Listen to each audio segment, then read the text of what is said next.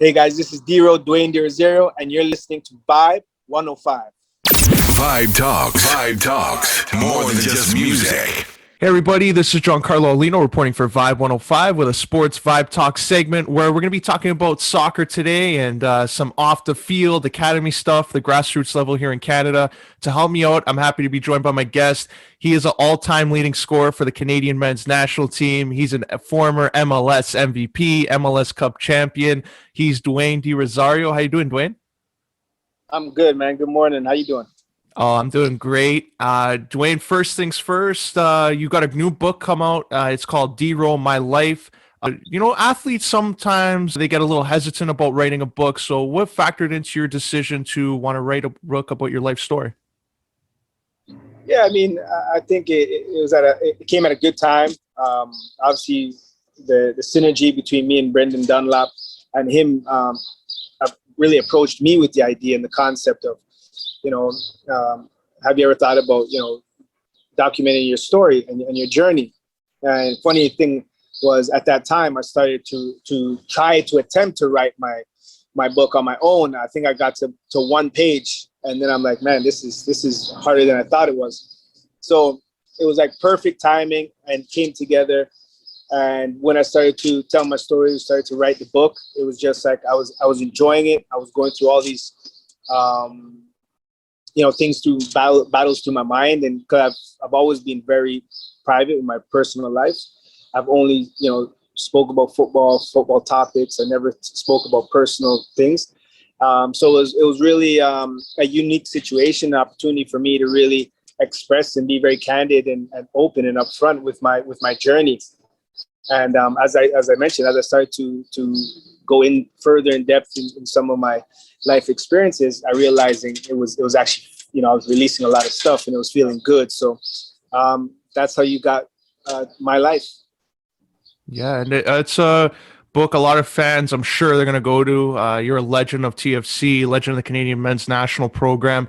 And I think it will open a lot of eyes, like some people, they see athletes at the end stage, but they don't see the humble beginnings that you come from. So do you think some people might look at you differently now after they read your book? Yeah, I think most important, I think a lot of people just see athletes as just athletes. They don't really see the human being behind the athlete. They don't see that we have challenges and we have tough moments, regardless of your status quo or your financial money. It's you're still a human being. You're still going to go through a lot of challenges, difficulties, and to be honest, a lot of us athletes that excel and get to that next level is because we have dealt with hard times and trauma, and we've used sport to release some of that energy and some of that trauma. So, I'm hoping that it would inspire, which I know it has already. A lot of athletes reached out.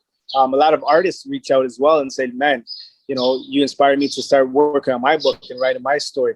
And that's what it's all about. It's a motivational piece, it's a motivational tool, and hopefully my life's journey would be used as a motivational opportunity for kids that are going through similar situations, especially inner city kids, but not solely to inner city kids, any kid, right? Especially right now in the COVID landscape, we're all feeling this right now as humanity, and we're all going through a difficult time. And if we could find ways to turn that into a positive thing, and sports helps that. Obviously, they've closed down sports for kids, but hopefully it's opening up soon. They can channel that energy in a progressive way, and soon one day tell their story.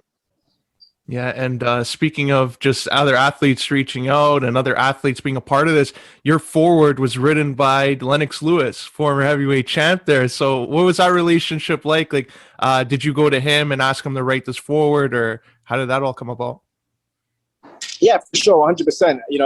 Lennox has become a real close family friend. We've obviously built a strong relationship in terms of our friendship and just mutual respect for what he's done on a global international scale, and being a big fan of his and being an admirer of his on his journey.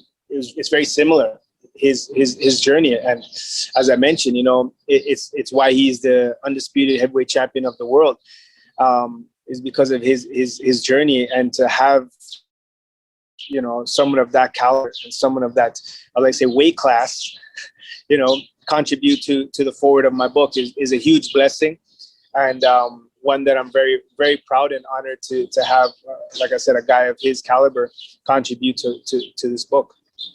Yeah. With Dwayne De Rosario here on Vibe 105, Sports Vibe Talk segment. And Dwayne, your career, back when you were coming up as a young footballer in Canada, there wasn't this pathway that a lot of people see now with the CPL. You can go on like MLS, more academies. So as yourself, what were some of the challenges when you were a young footballer coming up in the Canadian national system? Oh, man.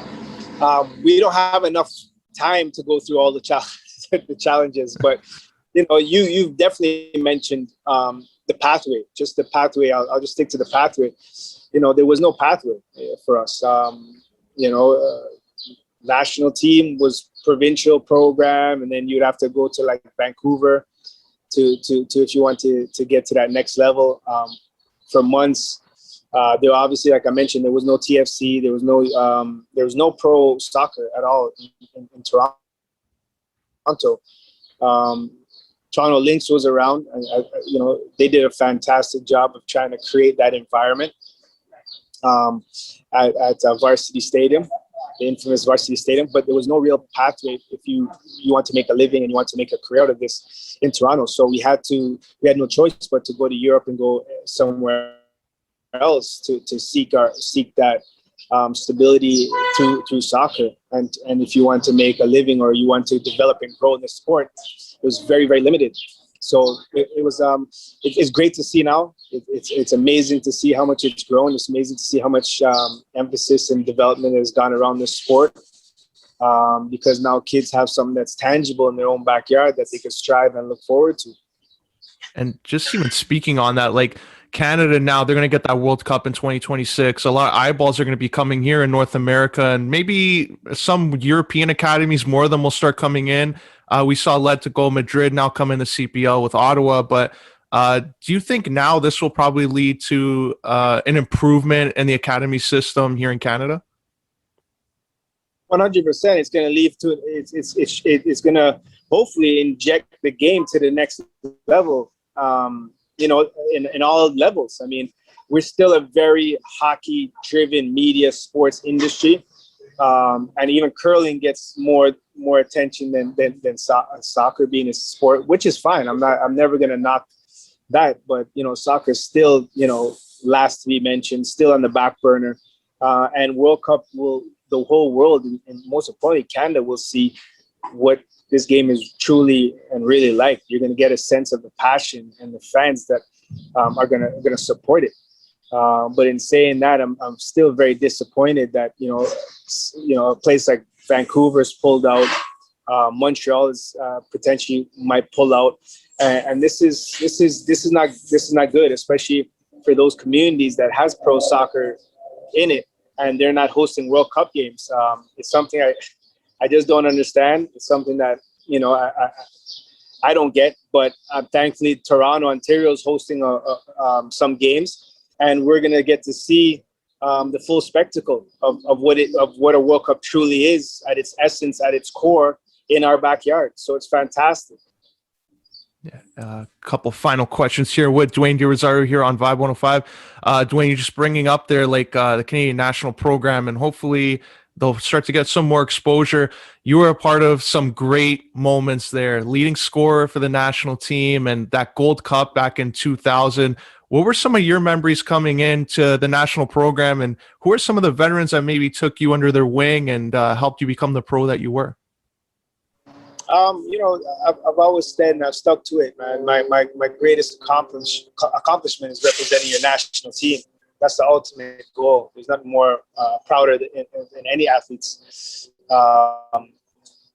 life or journey than to wear your country's colors and hear the anthem and know that you have your whole country on your back. So that was a fantastic experience. In terms of people who took me under the wings, Randy Samuels, Frank Yallop, those guys definitely come to my mind in terms of guys who really took me under their wing and really supported me. And Kevin Holness was around the national team at that time. I had a great relationship with him. But it's really those guys that really, pushed me and said, you know what, you have something special. You have something different than most Canadians have. And, that really made me feel confident within myself and really made me feel proud that I was able to be me authentically on the field, and I didn't have to adapt my style of play because these guys were encouraging me. And it was these guys that, really helped for me to stay on that quest and stay on that journey with the national team program. It ended up working there too. Like, it translated also to MLS play. Recently they released the names of the MLS greatest 25, and you're one on that list, a Canadian. So what message do you hope that sends to young Canadian athletes? And to you, what does it mean to be one of those names that are on the greatest MLS players to play in the league? I think for Canadian athletes, I think they could look to that to aspire to, and know that someone in their community has went on to do something great for the country, and they too can achieve this, as well as on the flip side, making the world and MLS in North America, Caribbean, Central America know that there is good players coming out of Canada, and it's time we get the recognition that we deserve and pay close attention, because as we see right now, there's a lot of Canadians doing big things. I mean, Alphonso Davies winning championships in Germany, Jonathan Davies winning championships in France, other players winning in Scotland, Atiba Hutchinson and Kyle Larin winning in Turkey. So these things, and I just still rack my head around it, because I'm not seeing the support that, this is huge accomplishments, right? We need to put them on the forefront of our news. We need to put them in the forefront of our papers, because we have a world event coming to town, and it's time we start highlighting our own athletes, more so than the countries that they're playing in are doing. So, yeah. I agree with you. I think it's about time, like, some of them get the recognition, like, especially like you were mentioning, Kyle Larin, Atiba Hutchinson. These are players in Europe that are doing great things. And before you wrap up here, DeRo, how can we follow you on social media, and how can we pick up a copy of DeRo My Life? You can follow me, Dwayne DeRo, on my Instagram, Dwayne De Rosario on Facebook. I'm on LinkedIn. I'm on Twitter, Dwayne De Rosario. Regarding the book, you can go to DwayneDeRosario.com. All things DeRo. You got my headphones. I got my book. I got a bracelet that I came up with, as well as, if you have it in you, also I encourage you to go support my foundation, DeRo Foundation, where we provide after-school program for inner-city kids that don't have access, kids like myself growing up. And who knows if we could help develop the next DeRo or better serving citizen for our community. So those are the outlets. I highly recommend those follows and looking into those initiatives there. Commend you for that, because a lot of players now start those up, and it's good to see you give back. Dwayne, I'd like to thank you for sharing your time, coming on here on Vibe 105 to talk about your career and your book, and wish you all the best. No problem, man. As you know, it's always a vibe.